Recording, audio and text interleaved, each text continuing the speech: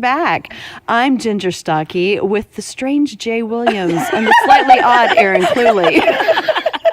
3 friends who are all in very different stages of life and know the importance of having honest, loving women around you. Because they're making faces at me while I do this. That's why I call them strange.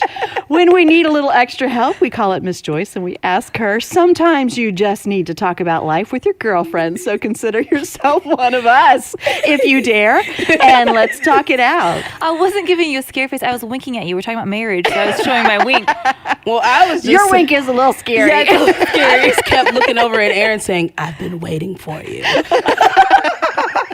Then I winked at her with my whole face. When she winks, her mouth is open. I can't wink without opening my mouth either. No, it's like putting mascara on with your lips closed. Oh, you can't do it. Impossible. It just doesn't work. Can you sneeze with your eyes open?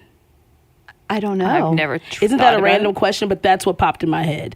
So the strange now thing I was want to try. Your eyes got huge. Try it and let me know. I can't sneeze on demand, though. I mean, whenever you do, just try. If you feel it coming, just try to keep those eyes open. Let's see what happens. All right. I'll give it a try. Well, you were saying that this is your allergy season. It is.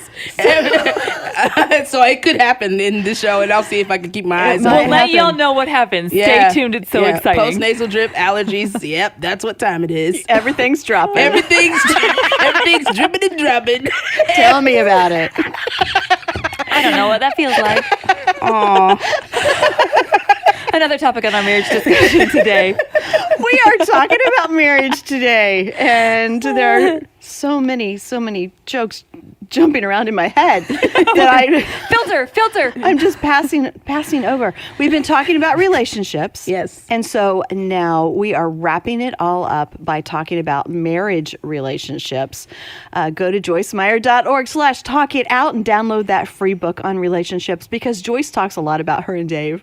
And there are some great stories, and They're funny. There's a lot to learn from Joyce So and Dave's much to learn. 50 plus years of marriage. So we're going to call her a little bit later today and find out a little bit more from Joyce and how to keep those marriages going. So let's begin a little bit about our own marriages. So Aaron, you and Mike have been married how long? 9 years. 9 years. 9 years. And how did you meet? Oh, I know we were going to talk about that. That's Well, we don't so have cute. to if you don't want to. No, I love it. It's Okay, good. She changed. Let me tell you I all love about it. it. That's cute. We met, I was living in Tulsa, Oklahoma, and Mike was living here in Missouri working at Joyce Meyer Ministries, and I worked for an ad agency that worked with the ministry. So we dated long distance. We actually met via an email because my bosses came to the ministry for a meeting and met Mike and asked him if he was single, and he said... Yeah. Why? So he looked me up on our internet website. That's a website On the is on the interwebs. internet. Did you know that? That's what they said in the 2010s. Yeah, exactly. And he thought I was cute enough, so he sent me an email. I remember. Do you? I do. You knew him He was then. so excited. It's so cute. It was instant love. I really was. So he would come and drive 6 hours every other weekend to visit me. He stayed with my parents the first weekend, and he just couldn't get enough of me, so he drove back every other weekend. Wow. Yep. We dated for 9 months, and then I moved here to Missouri. Then we got married. And it's history. The rest is history. Yeah. And Jay, you and Isaiah. Me and Isaiah, we've known each other since I was about 11. He was 12. Wow. Yeah, he and his mom started going to our church, and Isaiah is a very tall guy, and even at that time, he was still pretty tall for his age, and he was getting bullied and chased, more chased home by like gangs and things like that at the time. And so his mom, she ended up bringing him and her, they started coming to the church. Wow. And he was this rebel, and he sat in the back of the church with a hat on, and everybody's like, pull your pants up. And he was like, no, you know.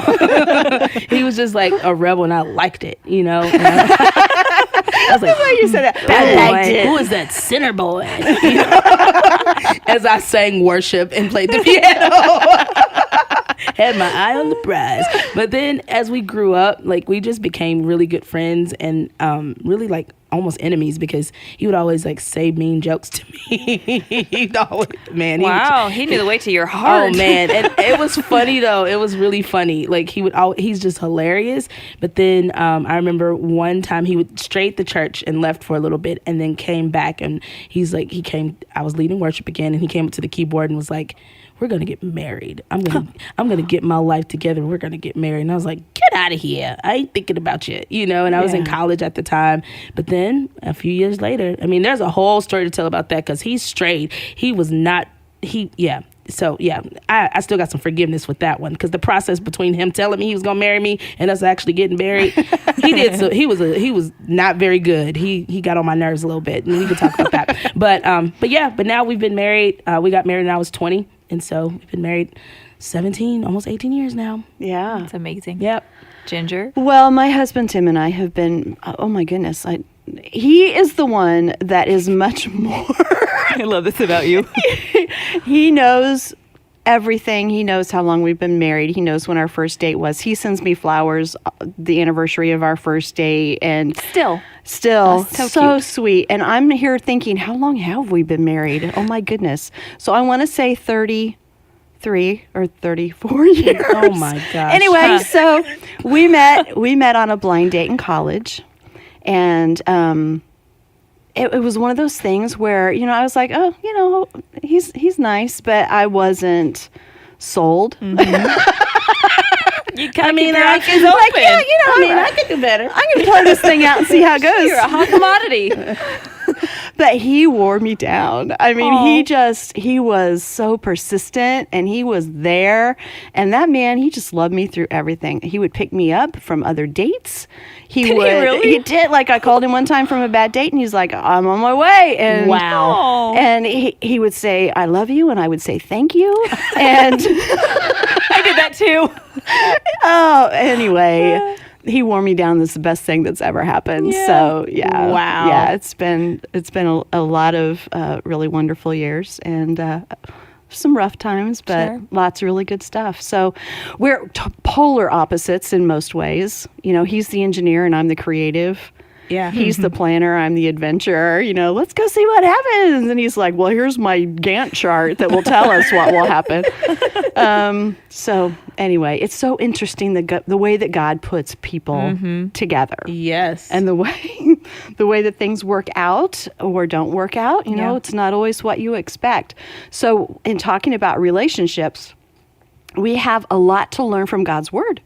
I mean, without that handbook, I know I would have completely messed all of this up a long time ago. And Yeah. with Joyce and Dave's relationship too, definitely. I mean, Joyce was in a place where Dave had a lot of work to do when they first met, and she likes to talk about that a lot of the time. So whether you're married or not, we all come into marriage or other relationships with expectations, and those expectations can cause a lot of problems. So let's listen to this, and then we'll talk about it. I think one of the things in our lives that gives us a lot of problems is just having unrealistic expectations. When you're expecting somebody to give you something they don't know how to give you, or to maybe understand something about you that they could not possibly understand, especially if you're expecting somebody to make you happy all the time. And I do think a lot of people, when they get married with the idea that now you're going to make me happy all the time. And first of all, some of the things that you feel when you're dating somebody is totally different than the way you feel, after you've been married for a while. And so there's a lot of excitement and goosebumps and all those things. It's almost like, the chase is different than when you actually get what you want. For example, I didn't know when I married Dave that he played golf. He wasn't focusing on that at that time. He was focusing on me. I was like the most important thing in his life. However, we'd been married about a week when he told me that he was going to go out and hit shag balls, which that happens to be what guys that are serious about golf do to practice. Well, his whole family was coming over to see our new little apartment. And because of the way I was raised, I wasn't really comfortable with the whole family situation anyway. And so I couldn't believe that he was going to go out and hit shag balls and leave me there to do all this work by myself. Thus, we had our first argument over golf. And it certainly was not the last, but it was the first.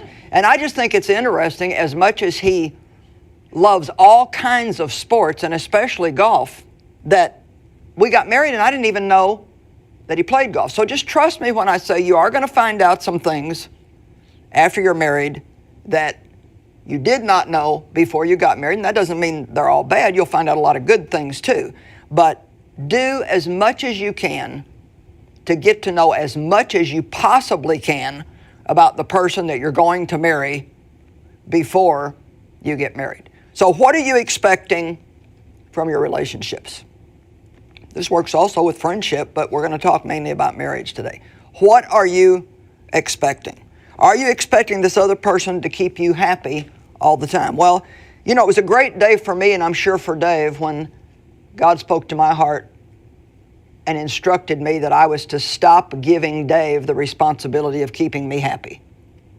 He said, your joy is your own responsibility. It's not somebody else's responsibility.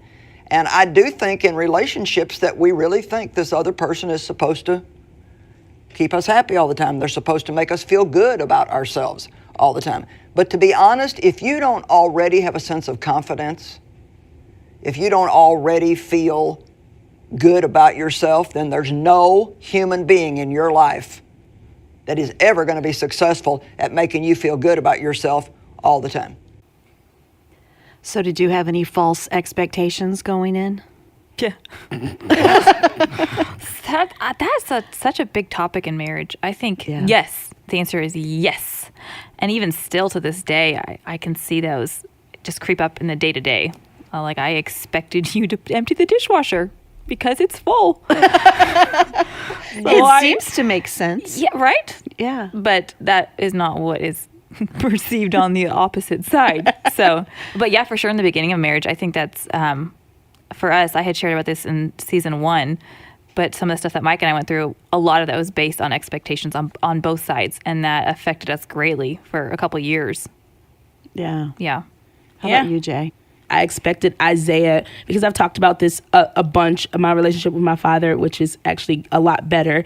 Every day it gets stronger. But That's great. in the past, it was not strong at all. And that was, when we got married, was one of the roughest times for me, because I was in the middle of emancipating myself on top of still being an honorable child. You know, that weird season of, I'm a grown up, but I'm still a kid. I'm a grown up. And I thought marriage was going to rescue me. I thought marriage was going to get me out of that. And I thought Isaiah was going to protect me from that, when I really needed to face my own giants, figure out a balance between communicating things with my dad and then still having honor. So I did have those expectations of Isaiah to, like, stand up for me. Don't let him do this. Don't let, Yeah. And Isaiah's just is a chill dude, a lot like what Joyce says about Dave. Isaiah's just super, he's big, but he's like a gentle giant, and he's just kind of like super peaceful, super chill. And it just wasn't his personality, but I wanted him to be like, this is my wife now. But it didn't happen. How did you work through that? We almost divorced several times, because I was just like, you don't protect me. I was just like, you're not a protector. And it made our relationship, especially at the beginning, it just strained it so much, because I was just like, you're letting this still happen to me. You're letting different people do things to me. And I was looking for a protector. And in a sense, he is supposed to protect. Like, that is the, one of the roles of a husband, but not in the sense that I wanted. I wanted a Superman, and I wanted him to do my work, but thankfully because he's so much different than me, it was like that yin yang, like he was the perfect fit, that he was just patient with me and was like, no, I'm not going anywhere.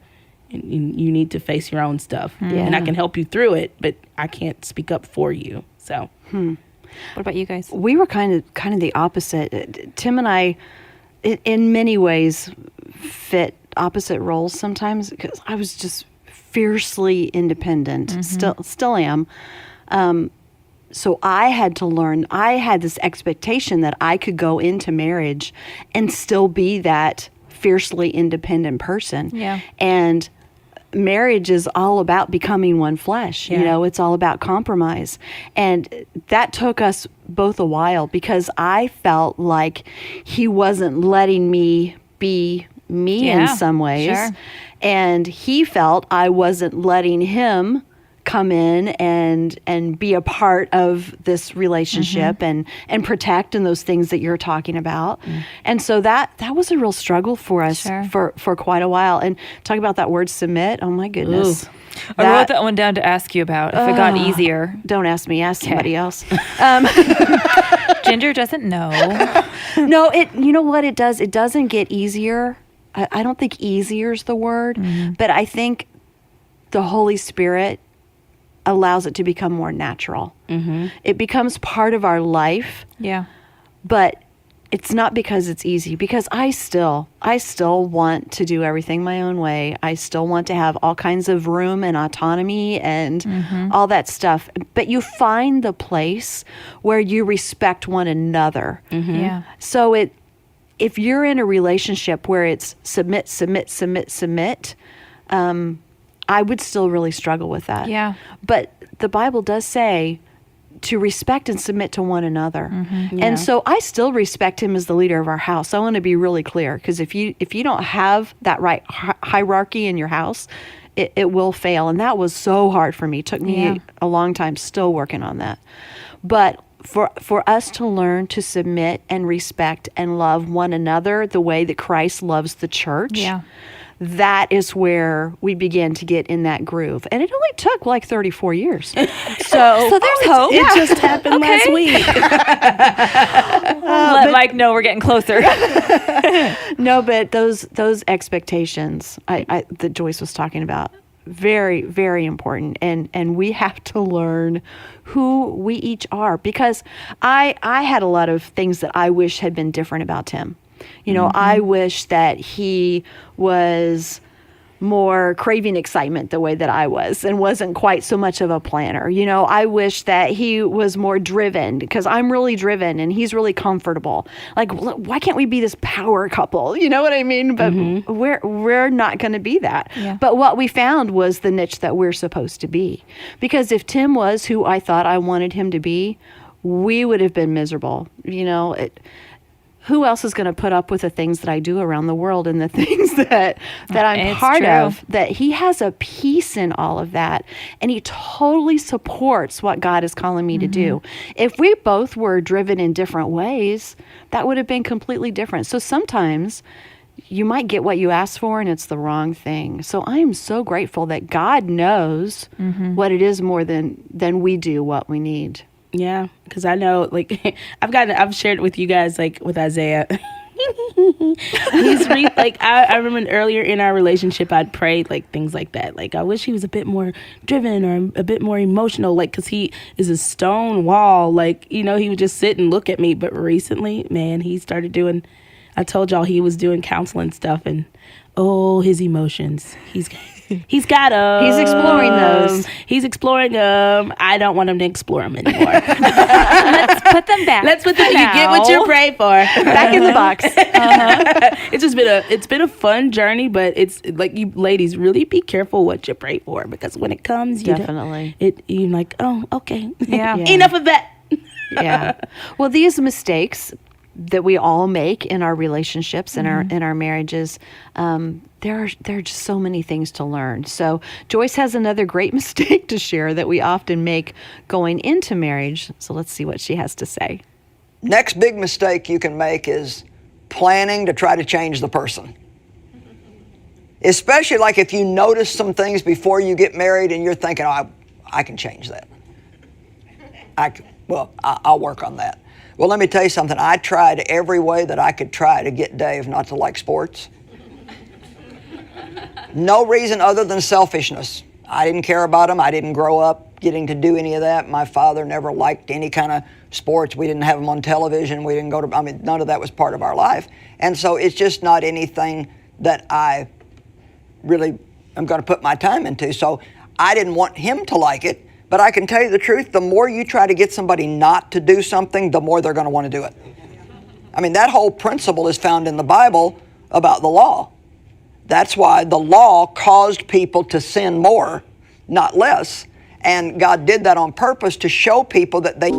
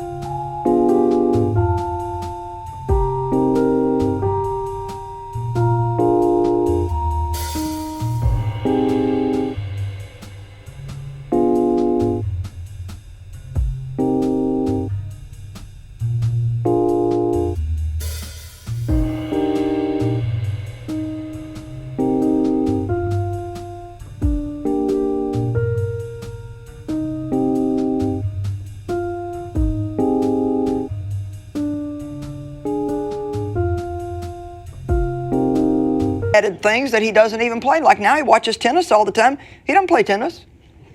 You know, he'll watch a bowling tournament on TV, and that, you know, that has nothing to do with anything. But you know what?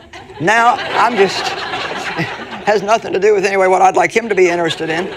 But Dave is not. He's not a real aggressive man. His personality is not real aggressive. He always said, "You're always ahead of God," and I said, "Yeah, and you're 10 miles behind him." And so here we have these two people that are married, and I'm just real aggressive, and he's not as aggressive. And so I tried to get him to be more aggressive, and I would say to him, you know, you need to be more of this, and you need to be more of that. And you know how awful it is, how it makes a person feel if you're constantly giving them messages that they're less than what you want them to be. You need to be this, you need to do that, especially if it's not something they even know how to do. And I'll never forget the day he said to me, he said, "You better thank God that I am the way I am, because if I wasn't, you sure wouldn't be doing what you're doing." And so I just want to remind you today that there's a really good possibility, no matter what you think, that the person that you married is really perfect for you. I didn't expect anybody to clap, but that's all right. You can't pressure somebody to be something that they're not. Now, you know, what we focus on is what develops more and more in our life. So if I focus on what I don't like about somebody, then pretty soon that's all I see. But if I focus on what I do like, most of the time you'll find out, no matter how bad you think your relation is, most of the time you will find out if you focus on what you do like, there's probably a lot more that you like than what you don't like. I love the fact that Dave is peaceful. I love the fact that he's easy to get along with. I love the fact that he just lets me be me. If I went to Dave and said, "What would you like to change about me? You know, if I could change something, what would you like me to change so you could be happier?" He said, "Nothing. I like you just the way you are." And so if you had asked me that question 30 years ago, I probably had a written list already. I mean, because I actually remember times when I sat down and made a list of everything that I thought Dave needed to change for me to be happy. Well, I know that there are things. I mean, Dave couldn't possibly like everything about me. I know that because I already know what my weaknesses are and some of the things that nobody would want to put up with if that was all they focused on. And I know that there are things about Dave that I probably don't care for, but to be honest, if you ask me that now, I would have to think a really long time to come up with it. You know why? Not because it's not there, but I don't focus on it. So focusing on those things that we really appreciate rather than the things we want to change. Yeah. Yeah. Yeah. That's so true, though. Should we just call Joyce now? Yeah. I think we should. It's better that we do that. Let's just get right to it. Let's give her a call.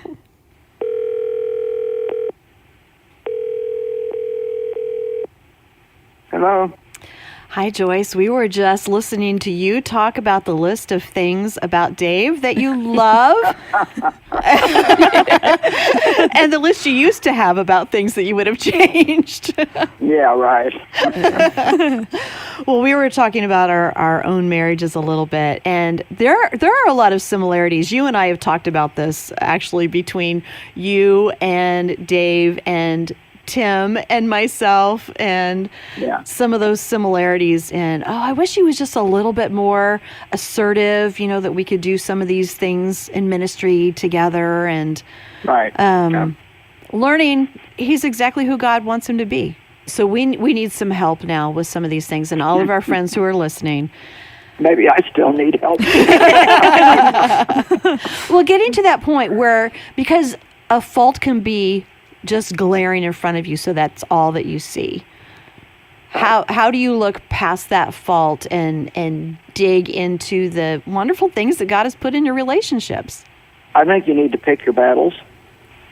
That's something that I've learned that's really important, and you need to know the person you're married to well enough to know what they're going to be open to talking about and what they're not. Most of us have a few areas that we protect a little bit more, and like I know how much Dave loves his golf, and it would be pointless for me to talk to him about quitting playing golf. Pick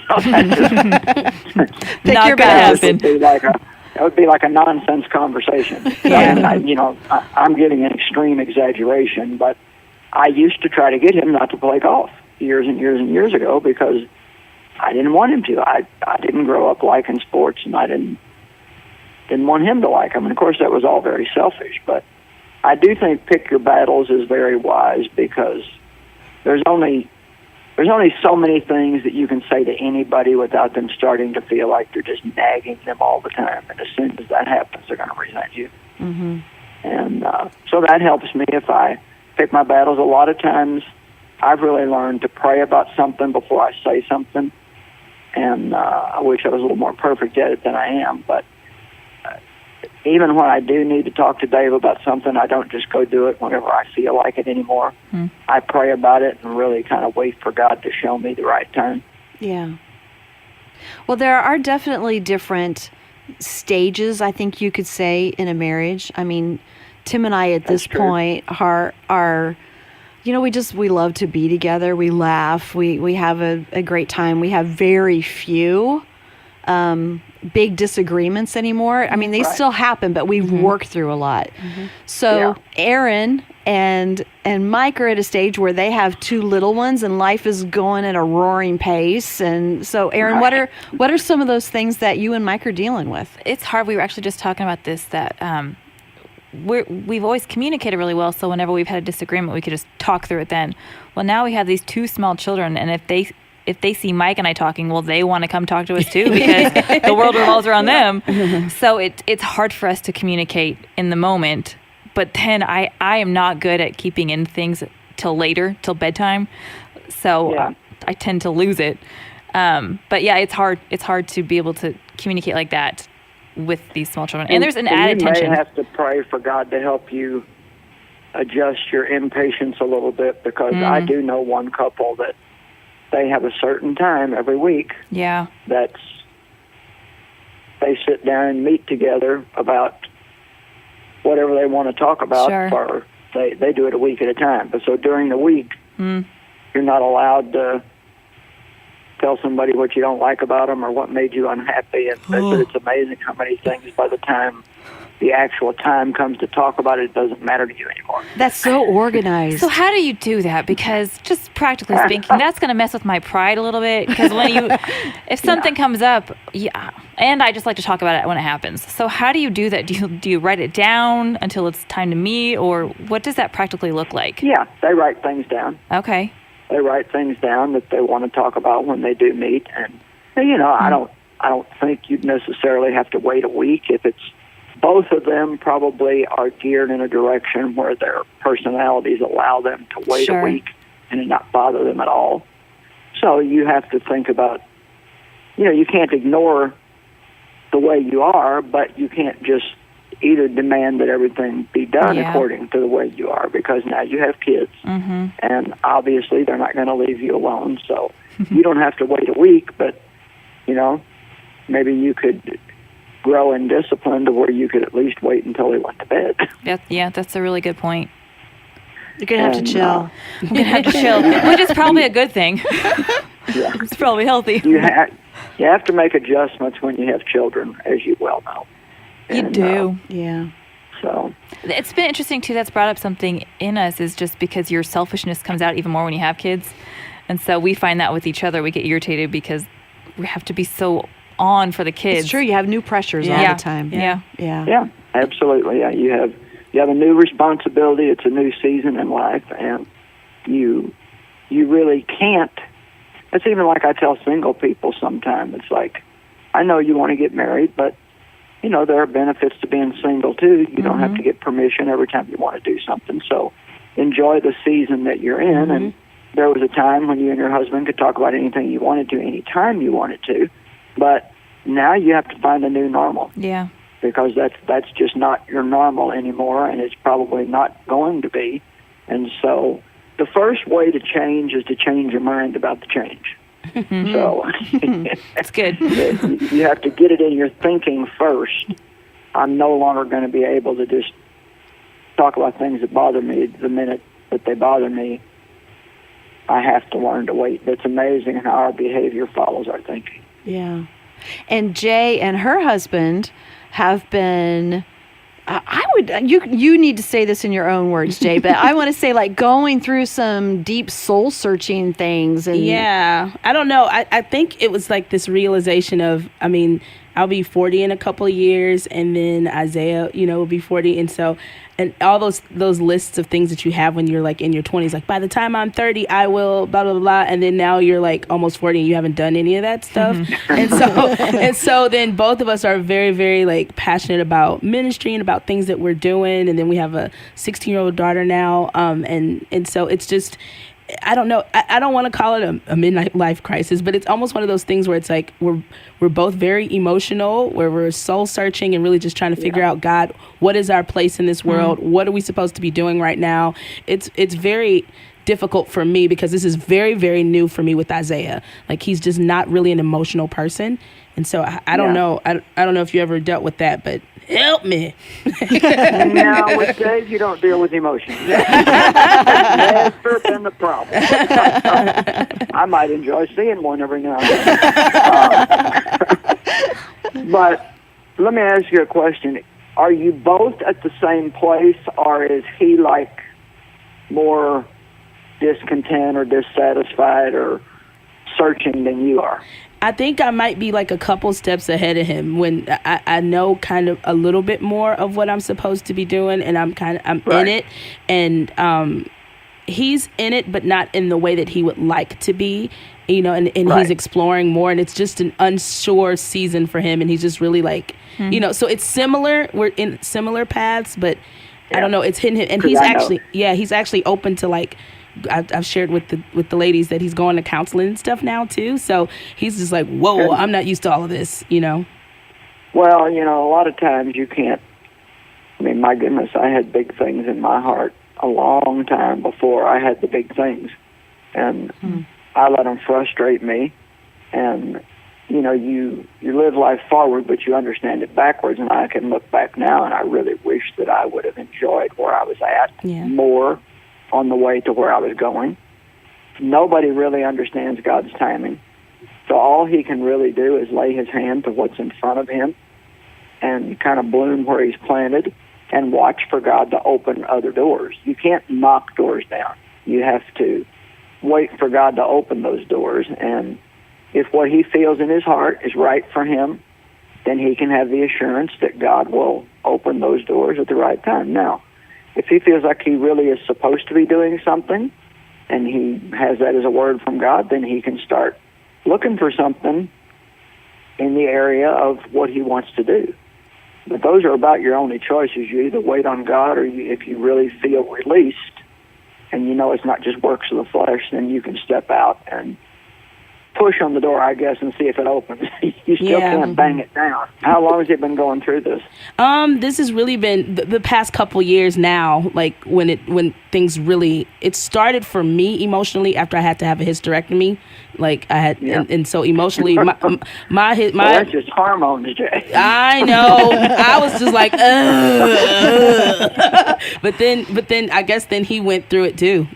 Not the hysterectomy.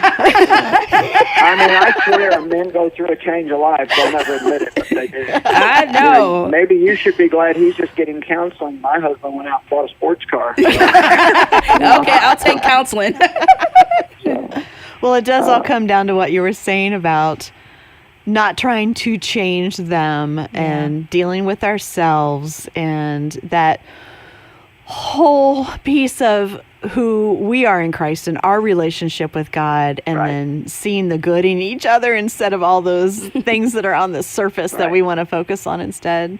Thank you. There are things you need to deal with, but like I said, you got to pick your battles and pick your timing. Yeah, that's really good. That's good. Okay, have a good day, ladies. All right, Joyce. bye. So in this little booklet that we've been talking about, I mean, the quintessential guide, of course, to relationships is in the Bible. It's 1 Corinthians 13. It tells us what love is all about. Joyce calls it the main ingredient. It's what makes it work. And it's so hard because it says love is patient and kind. It's not rude. It does not insist on its own way. You lost me there. It's not touchy or resentful. It keeps no accounts of wrongs. It's always ready to believe the best. All those things. It's such a great verse to read at your wedding, and it sounds so wonderful. And then you get into your marriage, and it's harder to apply that. You just want to sing, "What is love? Baby, don't hurt me. Don't hurt me. Love stinks." No, but God gave us these things because he can help us walk in this way. And no one can always be patient and always be kind and never rude. But with the Holy Spirit working in us, this is our goal. And he doesn't say, I'm going to leave you and expect you to do this on your own. I'm going to help you do this. Yeah. And when you do, when you check your heart, it will change your relationships. It will. That verse is special to me because when Mike and I first got married, and we were going through those few years of just really hard times and working through expectations we both had coming into marriage. The part of that verse that stuck out to me that God really put on my heart was keep no records of wrongdoing, because Mike and I would have these conversations over and over again about the same thing, and I'm thinking, God, why is this not changing? I mean, come on now. Yeah. And he just kept saying, don't keep records of wrong. I will work in Mike, but you can't hold that over him. So let me do the work. Yeah. It's just really hard. But the more that I could turn my eyes to Christ during those times, and even now, I feel like our relationship is so much stronger when I am focused on Jesus and not on Mike's flaws. So you're right. The word is everything. Yeah. Get rid of that list of that line. If that's the case, then that was one of the things if I had kept every single thing that Isaiah ever did wrong and all of his flaws, I've known that man since I was 11. So that's a lot of stuff. And there were some painful things that he said. He pulled my hair He when I did. was 12. Wait, real and quick, I will not forgive him he for it. did call me out because my parents wouldn't let me shave my legs when I was 12. I remember at summer camp, we were camp counselors, and he was like, "Whoa, you got some hairy legs." I had some shorts on, and I was like, oh my gosh. And so I still remember that, and I need to forgive him. Jay. And anytime I forget to shave my legs, now I'm like, don't you say anything. You keep your mouth shut. You keep your mouth shut. It's winter. It's no shave November. No shave and November. It's fine. If you can grow your beard out, I can grow out my leg hairs. And you've been married 17 years. Yeah, exactly. Well, we have had such fun with everyone just talking about this, and we hope that there's been something that we've all shared together that will spark a little bit.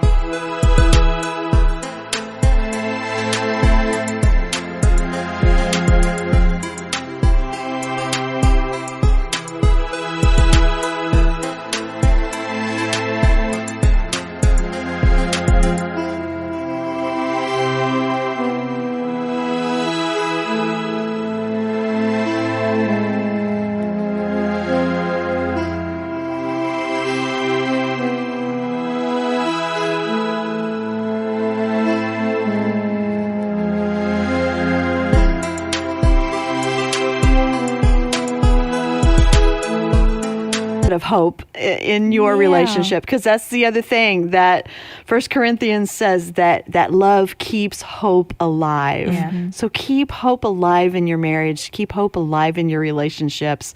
Take a step back. Look at your marriage. Where can you lighten up a little bit?